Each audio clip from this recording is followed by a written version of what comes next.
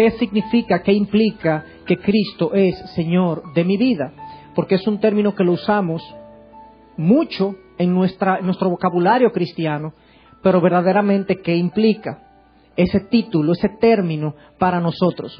Entonces vamos a Juan 15, en el Evangelio de Juan, capítulo 15, versículo 14, y vamos a leer 3 versículos, el 14, el 15 y el 16.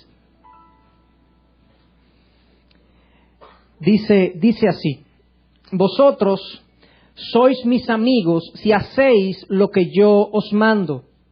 Ya no os llamo siervos, porque el siervo no sabe lo que hace su señor, pero os he llamado amigos, porque os he dado a conocer todo lo que he oído de mi Padre. Vosotros no me escogisteis a mí, sino que yo os escogí a vosotros y os designé para que vayáis y deis fruto.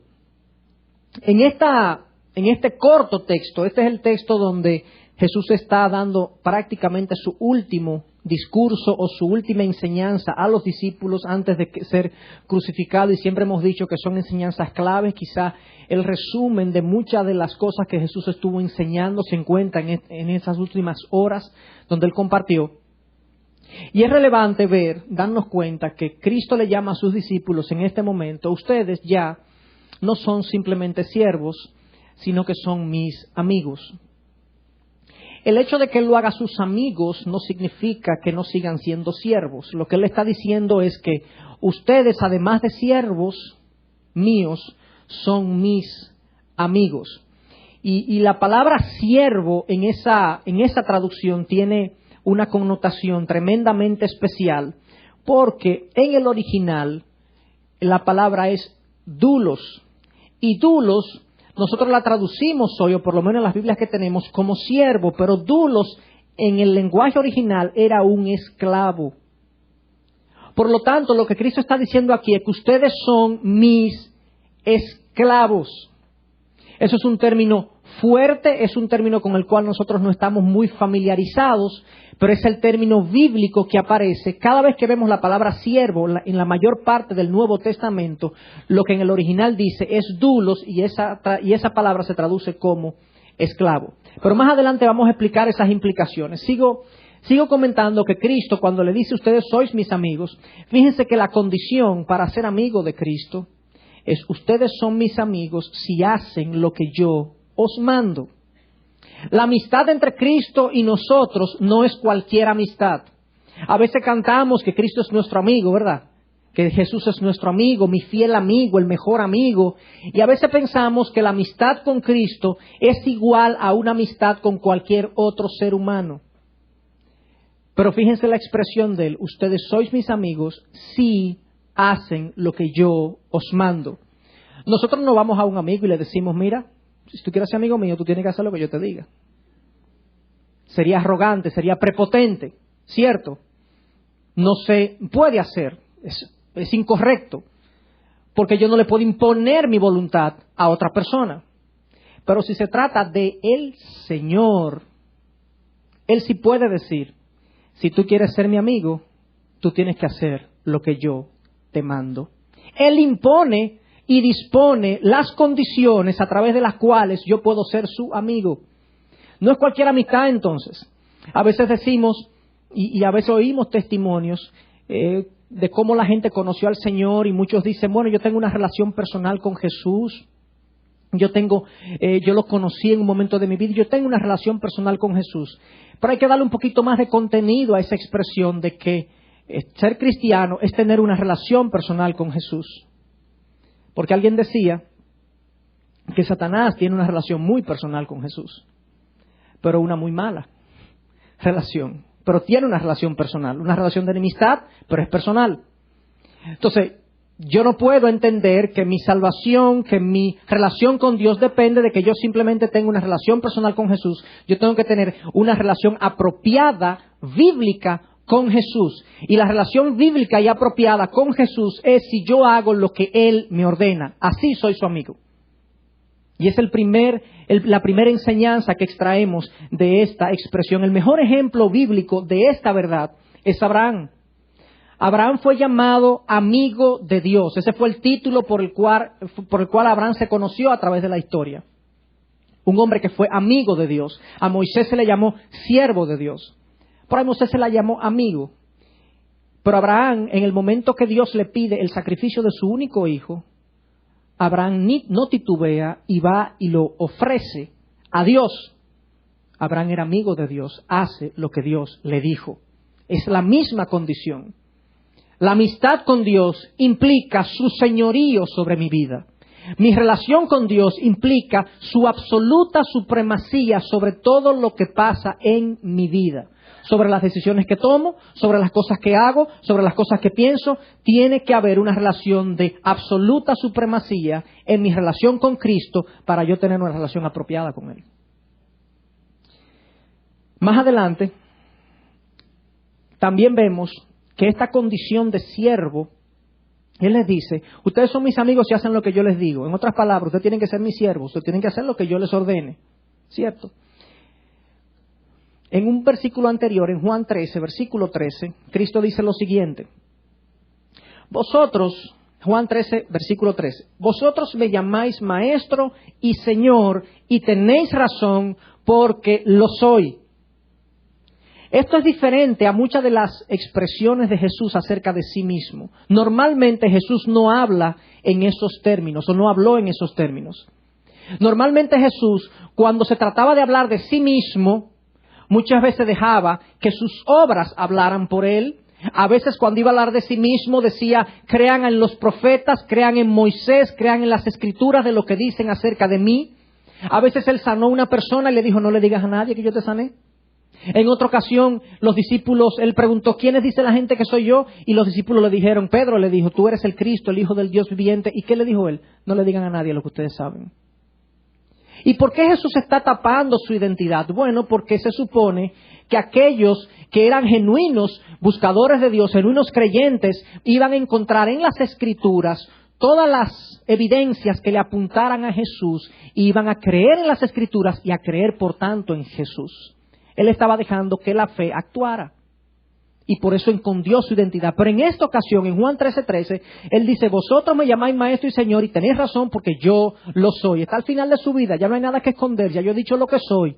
Soy Dios, he venido a morir por el mundo, voy a morir, voy a resucitar al tercer día. Yo soy, absolutamente todo estaba revelado, ya no había nada que esconder.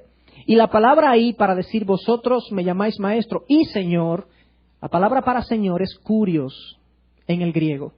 Y es una palabra muy fuerte en el tiempo en que se dijo.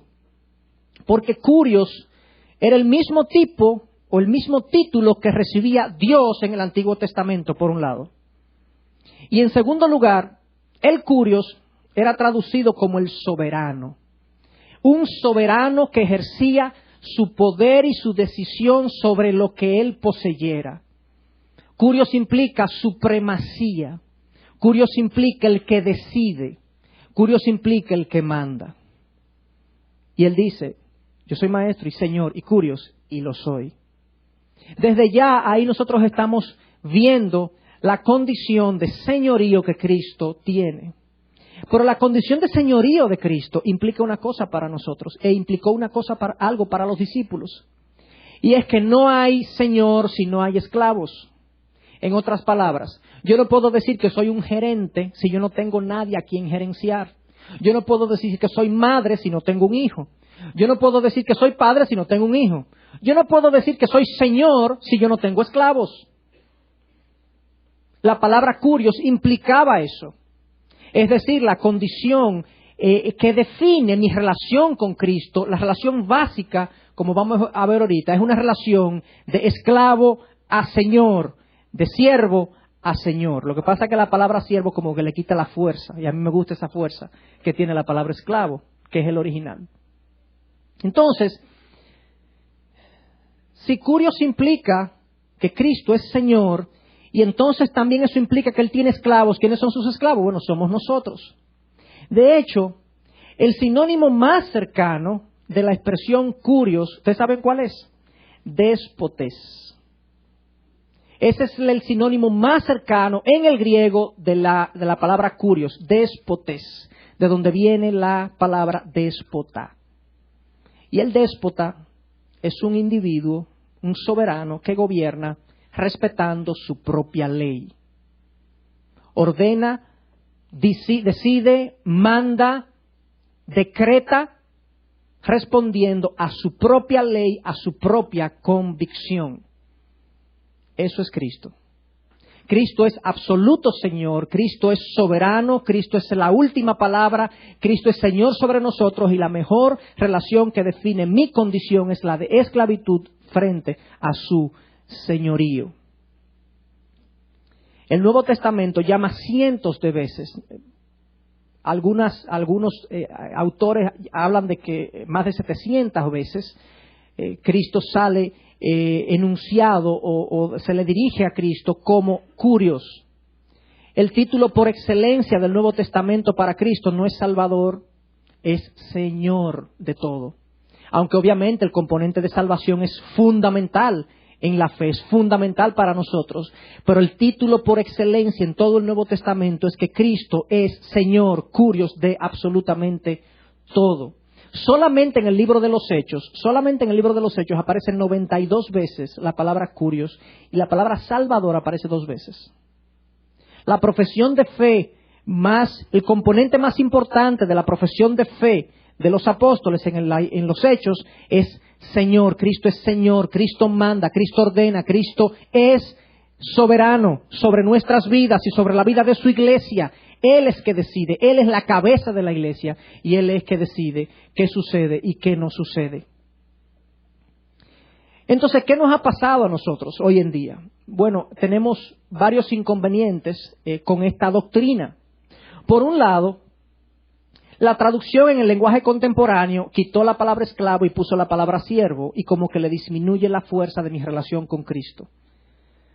Muchos entienden que pueden venir al Señor, pueden aceptarlo como Salvador y no tienen que cambiar absolutamente nada en su vida. Muchos entienden que realmente ser cristiano no implica ningún cambio, solamente implica creer. Y si yo creo, yo soy salvo. El problema es que la mera creencia intelectual no me salva bíblicamente hablando. Y un ejemplo muy sencillo. Satanás y sus demonios creen. De hecho, yo decía que Satanás es monoteísta. Satanás es creacionista. O sea, cree que Dios hizo el mundo. Satanás cree que Cristo vino a morir por los pecados de la humanidad, ¿o no? Satanás sabe más teología que cualquiera de los que estamos aquí.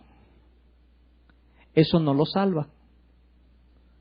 ¿Qué salva a un individuo? ¿El conocimiento de que Cristo es Dios, de que Cristo vino a morir por el pecado? No, lo que salva a un individuo es la evidencia de que esa persona ha hecho a Cristo su Señor. La única diferencia entre ese conocimiento que tienen los demonios y Satanás y nosotros es que hemos hecho a Cristo nuestro Señor. Cristo no es Señor para Satanás, por el momento. Por el momento, Dios ha dejado que Satanás haga de las suyas conforme a los propósitos de Dios, aunque en algún momento será sometido. Pero ese es el primer problema que tenemos, que hemos entendido que la mera creencia, la simple creencia me salva y muchos creyentes o muchos que nos consideramos creyentes, estamos en la fe, creemos que somos cristianos cuando Cristo no ha sido Señor, no ha sido nombrado Señor de nuestras vidas. Y muchas cosas sobreviven en mi vida demostrando que no hay un señorío verdadero de la persona de Jesús.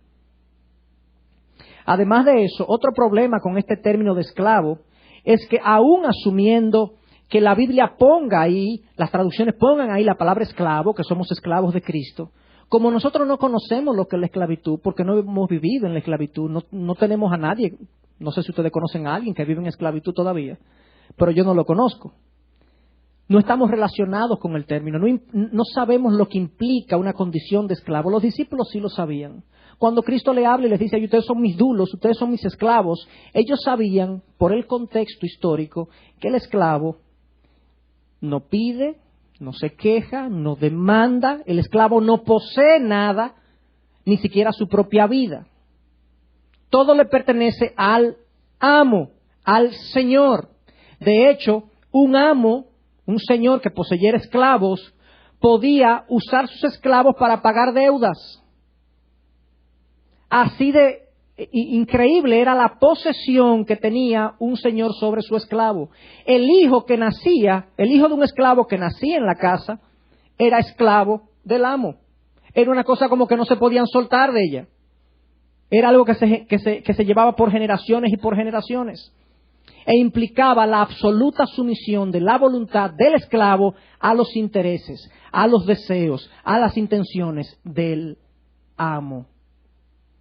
Esa es la condición en la que cada cristiano debe vivir, totalmente sometido a los intereses, a las intenciones, a los propósitos de su Señor. Yo no puedo aceptar a Cristo como Salvador, aceptar el don de la salvación sin hacerlo mi Señor, porque está revelando una falta de genuinidad de mi salvación. Por sus frutos lo conoceréis. En otras palabras, el que tiene salvación genuina da una evidencia de que su vida cambia porque ha hecho a Cristo su Señor. En una ocasión, entonces, basado en esta distorsión del término esclavo, hubo un académico que se preocupó por esta distorsión en la traducción y llamó al comité de traducción a uno de los comités de traducción de las Biblias modernas y le preguntó a un traductor por qué razón ustedes tradujeron en la Biblia la palabra doulos como siervo. Y la respuesta del traductor bíblico fue: porque la palabra es muy fuerte. Porque la palabra esclavo es muy fuerte. Y entonces esta persona le dijo: sí es fuerte, pero es bíblica. Y realmente, en el camino, nosotros los creyentes y los no creyentes hemos perdido un poco, o hemos perdido gran parte del contenido del llamado de Jesucristo. Cristo no nos ha llamado a su reino para hacernos unos campeones.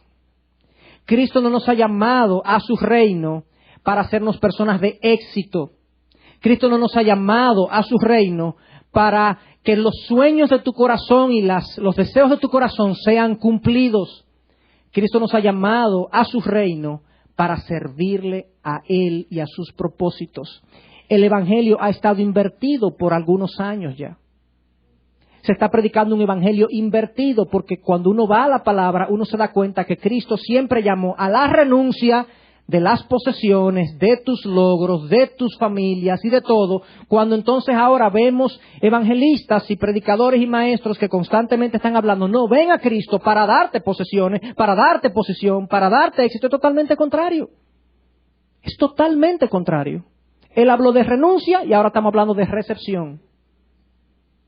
¿Cuál es el evangelio realmente? Se ha perdido ese concepto de señorío de Cristo. A menos que nosotros entendamos esa relación claramente, hay cosas en la Biblia que no vamos a entender. ¿Por qué? Porque el lenguaje que se usa es un lenguaje de esclavitud, es un lenguaje típico en un ambiente, en un contexto de esclavitud. En Mateo 6, Cristo habla de que Él se encarga de proveernos para todas nuestras necesidades, ¿cierto? No se preocupen por lo que van a comer, por lo que van a vestir. Miren las aves del cielo que no siembran ni hacen nada y Dios las alimenta. La hierba del campo, Dios la viste. No se preocupen. ¿Ustedes saben por qué es eso? Porque la responsabilidad fundamental de un amo, de un señor, era proveerle a su siervo y a sus esclavos todas sus necesidades. Esa era la responsabilidad fundamental, incluso proteger al esclavo, protegerlo en su casa, protegerlo con sus recursos para que el esclavo pudiera hacer y cumplir su responsabilidad. ¿Cuál era? La responsabilidad del esclavo, ¿cuál era? Obedecer. ¿Y qué? ¿Obedecer qué? Todo lo que el amo y el Señor dijera. La vida cristiana se resume en una palabra: obediencia. Ahí está contenido toda la forma como yo me relaciono con Dios. Obediencia. Cuando yo tengo problemas en hacer algo que Dios me pide, en perdonar a alguien, cuando tengo problemas en controlar mis impulsos, cuando tengo problemas en controlar mi lujuria, cuando tengo problemas en cumplir las leyes de nuestro país, cuando tengo problemas en hacer todas esas cosas, mi problema es de señorío. Lo que está faltando en mí es un entendimiento claro del señorío absoluto de Cristo en mi vida. El señorío de Cristo implica muchas cosas en términos prácticos. El señorío de Cristo implica que la relación con mi esposa o de la mujer hacia el esposo debe cambiar radicalmente y someterse al patrón bíblico. Un hombre líder y ejemplo, una mujer sometida voluntariamente. Eso es básico para el señorío. El señorío de Cristo implica que en mi trabajo yo me someto a todo lo que Dios ha prescrito acerca del cumplimiento de las leyes, de obedecer a mis jefes, de respetar a mis empleados. Tiene que haber un mandato que yo obedezca. El señorío de Cristo va a implicar en mi vida privada que el pornógrafo deja de ver pornografía, que el iracundo deja de explotar, porque me someto a su voluntad. Y en muchas ocasiones va a implicar dejar de ir a lugares, dejar de tratar ciertos temas, dejar de tener ciertas actitudes. Ahora, todo eso uno lo puede ver y uno dice, no, pero esto es una camisa de fuerza. No, porque cuando actuamos en obediencia, el Espíritu nos da las capacidades para hacer todo eso. Pero tiene que haber en mí una disposición, una predisposición de obedecerlo. El Señor, tengo un problema con una persona y no lo puedo perdonar. Una ofensa, he recibido una ofensa complicada, difícil de perdonar. Yo sé que tengo que perdonar. Yo voy donde Dios. Le digo, Señor, ayúdame a perdonar. Yo no puedo perdonar. Eso es cierto hasta cierto punto. Pero Dios de allá arriba, si pudiéramos oírlo hablar, lo que Él va a decir es, te voy a ayudar a perdonar. Perdona. Perdona. Cuando tú perdones y obedezcas, yo te doy la fuerza que tú necesitas para hacerle frente a ese perdón que tú vas a ejercer. Pero disponte a hacerlo. Ve en el camino a la obediencia y yo te bendigo y yo te doy fuerzas y yo te lleno y yo te proveo. La palabra fundamental en una relación de siervo y amo es obediencia. Y muchos de los problemas que nosotros tenemos hoy como cristianos se resume a que nosotros no tenemos a Cristo como nuestro supremo, soberano Señor en nuestras vidas. Y cada vez que yo recibo una instrucción aquí en la iglesia o lo recibo de parte de un hermano que me dice, fulano, pero tú no puedes seguir haciendo eso, y yo me resisto, yo estoy resistiéndome al señorío de Cristo en mi vida. Es sencillo, de alguna manera es sencillo. Vosotros sois mis amigos si hacéis lo que yo os mando. La responsabilidad básica del esclavo es obediencia. Primera de Corintios 6, Pablo hablando dice, pues por precio, versículo 20, pues por precio habéis sido comprados. Por tanto, glorificad a Dios en vuestro cuerpo y en vuestro espíritu, los cuales son de Dios. Pablo Pablo dice, ustedes tienen que ser santos, ustedes tienen que santificar a Dios en su cuerpo y en sus espíritus. ¿Ustedes saben por qué? Porque ustedes no se pertenecen a sí mismos. Ustedes son de Él. Ustedes son de Dios. Es decir, Él apela a que somos sus esclavos, que somos esclavos de Dios, para provocar santidad en nosotros. Porque esa es la condición básica, esa es la relación básica de un esclavo hacia su amo, obediencia. Esa expresión no lo hubiéramos podido entender esa expresión de que hemos sido comprados, no lo entenderíamos a menos que no entendamos que somos esclavos de Cristo. Porque ¿cómo que Cristo me compró? Y yo estoy a la venta. Bueno, aunque no sepamos, sí. Bíblicamente, 2 de Timoteo 2:26 me dice que yo era yo era esclavo del diablo. Es una expresión fuerte. 2 de Timoteo 2:26 la pueden decir. Yo estaba esclavizado al pecado, esclavizado a Satanás. Y cuando Cristo no es mi Señor, Satanás lo es. Hay dos bandos, no hay áreas grises, no hay tres señores, hay dos señores al cual yo puedo servir, Dios o Satanás. Aunque Satanás no es un verdadero Señor. pero momentáneamente se le ha dado cierto poder y cierta autoridad. En una ocasión, un individuo llega a Los Ángeles y llega con un mensaje, con una pancarta delante y otra pancarta detrás. Y la pancarta delante decía, yo soy esclavo de Cristo. Y la pancarta de atrás, cuando él pasaba, decía, ¿de quién tú eres esclavo? Porque de que somos esclavos de algo o de alguien lo somos, la pregunta es ¿de quién? Yo lo soy de Cristo. Y ojalá que cada uno de nosotros y cada uno de sus hijos se supone que sea un esclavo genuino, verdadero, absoluto de su Señor. A menos que yo no entienda esta condición de esclavo y Señor, yo no pudiera entender este pasaje de Lucas 14, versículo 26. Lucas 14, versículo 26 dice lo siguiente.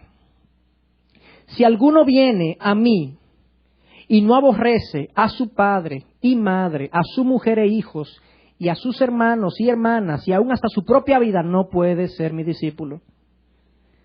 El que no carga su cruz y viene en pos de mí, no puede ser mi discípulo. Versículo 33.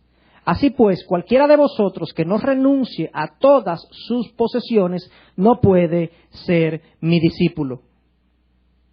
Tres cosas hay en esos tres pasajes. La familia, la vida misma y las posesiones. Quizá las tres cosas de más valor en todo ser humano. Y Cristo dice, ninguna de las tres puede tener una mayor importancia que yo en la vida de esa persona. Obviamente lo que está diciendo el texto 33, por ejemplo, y todo el texto que leímos, no es que dejemos a la familia, no es que la aborrezcamos, no es que vendamos todo lo que tenemos. Lo que está diciendo es que eso no puede estar por encima del Señor. Lo que le pasó al joven rico. Viene un joven rico donde Jesús y le dice, Jesús, maestro bueno, ¿qué es necesario para ser salvo? ¿Qué necesito? ¿Qué necesito? Y Cristo le dice, bueno, obedece los mandamientos. ¿Cuáles? Él le pregunta, ¿cuáles? Y Cristo le dice, bueno, no mentirás, no adulterarás, no levantarás falso testimonio, no codiciarás a la mujer de tu prójimo, no hurtarás. Le citó los 6 mandamientos de la ley de Dios. Son 10, le citó 6. Los 6 que tenían que ver con su relación con el prójimo. Nosotros sabemos que los 10 mandamientos, los 4 primeros tienen que ver con nuestra relación con Dios y los 6 últimos tienen que ver con nuestra relación con el prójimo. Y el joven rico le dice, ¿yo he hecho todo eso? Y Jesús le responde, te falta algo más para que seas perfecto. Vende lo que tienes y dalo a los pobres. ¿Por qué pasó eso? Sucedió que, como los 4 mandamientos tienen que ver con Dios, para este joven, su Dios era su dinero. Cristo le dijo, vende lo que tienes, ven y sígueme. En otras palabras, haz de mí tu Dios. Haz de mí tu Señor. Y así tú entrarás al reino de los cielos. Eso fue lo que le dijo en otras palabras. Vende lo que tienes y ven y sígueme. Haz de mí tu Señor. Pero ¿qué hizo el joven? Se fue triste porque tenía muchos bienes. Su Señor fueron las posesiones. Y entonces, cuando yo no estoy dispuesto a renunciar a familia, a mi vida propia, a las posesiones, yo tengo un colapso con el señorío de Cristo. Hay otro pasaje que dice, ¿no? Que Cristo dice, comparando las posesiones con Dios, dice, nadie puede servir a 2 señores. Porque aborrecerá a uno y amará al otro y viceversa. Nadie puede amar a 2 señores. Eso, dicho sea de paso, no es que yo pueda en un momento dado estar entre 2 señores. No, Cristo dice, si tú sirves una cosa y te doblegas ante esa cosa, tú no me sirves a mí. Es imposible que alguien pueda tener 2 señores en su vida, 2 autoridades. ¿Por qué? Porque obviamente se va a sujetar a una y a la otra no se va a sujetar. Esto era algo sumamente claro para los apóstoles, para los discípulos, para la iglesia primitiva. Ustedes saben que la mayoría de los libros del Nuevo Testamento tienen una introducción donde el autor se presenta. Y oigan esto, en Romanos, capítulo 1, Gálatas 1, Tito 1 y Filipenses 1, en esas 4 cartas, Pablo se presenta de la siguiente manera. Pablo, doulos de Cristo Jesús, esclavo de Cristo Jesús. Santiago 1, Santiago, doulos de Dios y del Señor Jesucristo, esclavo de Dios y Jesucristo. Primera de Pedro 1, Simón Pedro, esclavo y apóstol de Jesucristo. Judas, capítulo 1, versículo 1 más bien, no tiene capítulos. Judas, esclavo de Jesucristo y hermano de Jacobo. Tenían claro que la relación básica de nosotros con Cristo es una relación de sumisión, esclavitud, sometimiento, señorío absoluto de Él sobre mi vida. No hay choque entre nada en mi vida y su señorío. Lo dijo el Señor, hay que hacerlo. Cueste lo que cueste, no importa el precio. No, pero que imagínate, eso no se puede ver así, eso cueste lo que cueste. Señores, este camino no es un juego. Aquí hay una discusión, aquí hay una lucha que es imperceptible para nosotros, pero una lucha que trasciende lo que nosotros somos. Va más allá, no la podemos ver, pero es una lucha entre el señorío de Dios y de Satanás. Y Dios ha dicho, decide en qué bando estarás.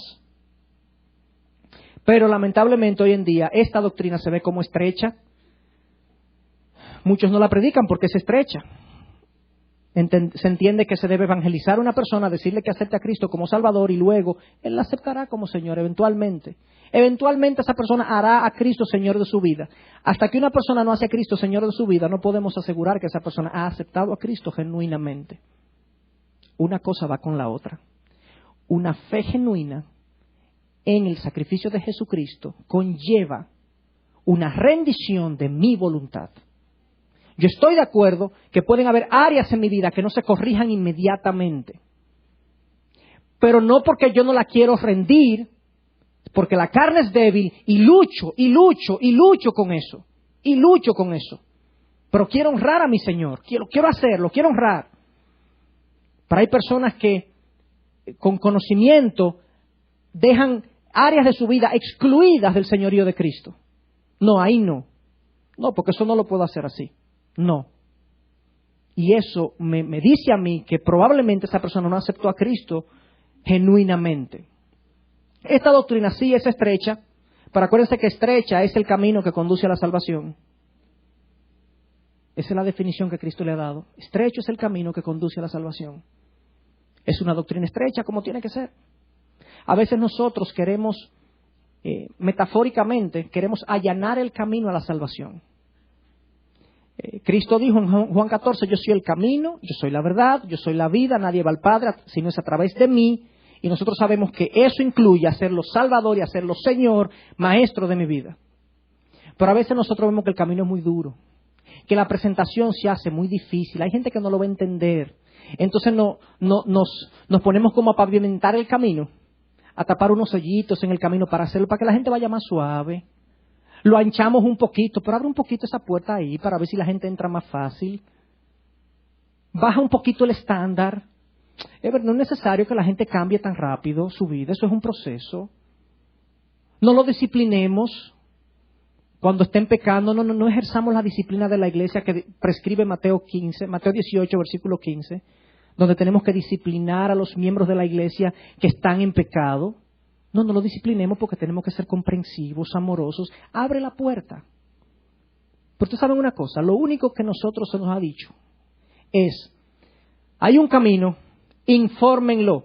A nosotros no se nos ha llamado a pavimentar el camino, a abrir la puerta un poquito más, a hacer que el trayecto sea más suave. No, eso no es nuestro papel. Nuestro papel es decirle a la gente, hay un camino y es hacer a Cristo tu Señor y Salvador, no hay otro. Para algunos le puede parecer un poquito tortuoso el camino, un poquito estrecho. Vamos apretados aquí, ¿eh? Pero ese es el camino que conduce a la salvación. No hay otro. Lo que esté por fuera no conduce a la salvación, es perdición. Juan 3, versículo 36, dice lo siguiente, el que cree en el Hijo tiene vida eterna.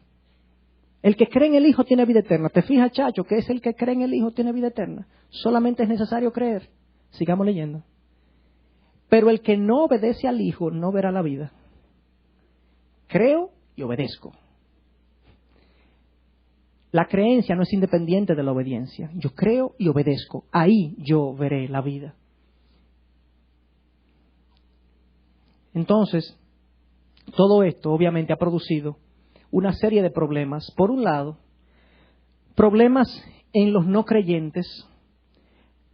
La iglesia, hemos estado vendiendo un evangelio, o muchas iglesias, no creo que lo hemos hecho nosotros, no, Dios nos preserve de tal cosa, pero muchas iglesias han estado vendiendo un evangelio que no se corresponde con el evangelio de la verdad, lamentablemente. Y mucha gente no creyente cree que es cristiana y realmente no lo es. Y hay gente que viene a la iglesia y jura y perjura, como decimos nosotros dominicanos, nosotros como dominicanos, jura y perjura que es cristiana. Y muchos no lo son. Han aceptado una profesión, han hecho una profesión de fe fragmentada. Han dejado fuera muchas veces el concepto de Señor. Han aceptado la salvación porque déjenme decir una cosa, lógicamente, ¿quién rechaza la salvación? Si yo vengo, a mí me presentan, mira, tú vas para el infierno, pero si tú crees en Cristo como Señor y Salvador, como Señor, como Salvador, ya. Ah, excelente, yo quiero eso. Pero mira, tú tienes que cambiar tu vida y demás. Ay, no, ya no te pongas de exigente, de legalista, que esa cuestión. No es legalismo, hermano, es que hay un cambio en la vida del que es transformado por el Espíritu de Dios. Es el primer problema. En los no creyentes, el problema que ha producido es que hay muchas personas que juran y perjuran que son creyentes, que no son creyentes realmente. El segundo problema que ha producido esto en la iglesia es que hay muchos creyentes que no viven el señorío de Cristo en sus vidas. Y su Señor está siendo desagradado, ofendido, mancillado. Y una encuesta revelaba que la razón número uno, por lo menos es lo que la gente dice, la razón número uno por la cual la gente no acepta a Cristo, no acepta la verdad del Evangelio, es porque los cristianos son unos hipócritas. No fue una encuesta aquí en la iglesia, una encuesta internacional. La razón número uno por la cual la gente dice que no acepta al Señor Jesucristo es porque los cristianos son unos hipócritas. ¿Cuál es el problema? La falta de entender que Cristo es Señor de mi vida. Y no hemos querido rendir la voluntad. La hemos estado sosteniendo ahí, en ciertas áreas, en ciertas cosas. No, y peleando. ¿Cuándo es que vamos a decir, Señor, sí, tú eres Señor? Tú eres Señor. Tú gobiernas, tú diriges, tú dispones. Yo como tu siervo, como tu esclavo, como tu dulos, yo acepto gozosamente tu voluntad para mi vida, sea la que sea. Ese es el Evangelio, ese es el discípulo genuino. En Filipenses 2 está el versículo más claro acerca de qué posición tiene Cristo hoy en día en el universo. Filipenses 2, versículo 9, dice, por lo cual Dios también le exaltó hasta lo sumo y le confirió el nombre que es sobre todo nombre, para que al nombre de Jesús se doble toda rodilla de los que están en el cielo y en la tierra y debajo de la tierra, y toda lengua confiese que Jesucristo es Señor para gloria de Dios Padre. Esa es la discusión, hermanos. La discusión del universo es quién es Señor. Y obviamente sabemos que Cristo es Señor. Él no solo vino para salvarnos, Él vino para poseernos y hacernos suyos. No solamente nos hace libre del pecado, nos hace sus siervos. Ahora, el lado hermoso, aunque esto es hermoso también, pero el lado más hermoso de esta doctrina es que aquel Señor soberano sobre todas las cosas, absolutamente soberano, nos ha dicho que no solamente somos sus siervos, somos sus amigos, si hacemos lo que Él nos manda. Pero no solamente somos amigos, somos hijos. Y no solamente somos hijos y coherederos de toda la alabanza, la gloria junto con el Cordero. De todas las cosas junto con el Cordero. Somos el cuerpo de Cristo, espiritualmente hablando. Y donde Cristo esté, estaremos nosotros. En Cristo somos más que vencedores. Esa es la grandeza también, de que es verdad, es cierto, hay una esclavitud, hay una renuncia, pero en el camino de la esclavitud está la plenitud. En el camino de la renuncia, Dios nos llena. Y Dios nos bendice y sentimos su presencia, su cuidado, su favor. Concluyo diciendo que eso que leímos en Filipenses 2, del 11 en adelante, de que toda la tierra se postrará y se arrodillará delante de Jesús, eso no se ha dado todavía. Esa realidad está por verse. Todavía a Satanás se le ha dado un tiempo, un espacio para que él pueda ejercer cierto dominio, cierta autoridad. Pero me gusta la visión de Apocalipsis 5, donde vemos el cumplimiento de esta profecía. Capítulo 5, versículo 13, dice: y a toda cosa creada que está en el cielo, sobre la tierra, debajo de la tierra y en el mar, y a todas las cosas que en ellos hay, oí decir: al que está sentado en el trono y al Cordero sea la alabanza, la honra, la gloria y el dominio por los siglos de los siglos. Eso incluye a Satanás. En ese momento, Apocalipsis 5, versículo 13, está toda la creación, cielo, tierra e infierno, que es una alusión a debajo de la tierra, postrados, reconociendo, en contra de su voluntad, que Cristo es Señor. Y todos aquellos seres humanos que han rechazado a Cristo como Señor y Salvador, estarán en ese momento en contra de su voluntad, reconociendo que Cristo es Señor. Yo lo quiero reconocer ahora. Yo quiero vivir esa realidad ahora. Esa es una realidad a los ojos de Dios. Eso, ya Cristo se le dio un nombre que es sobre todo nombre. Es una cuestión de tiempo a ver cuándo la gente se va a arrodillar. Pero de que se van a arrodillar, se van a arrodillar. Quiéralo, alguien o no lo quiera. Yo quiero estar de aquellos que se arrodillan en su presencia, voluntariamente, porque Él me ha salvado.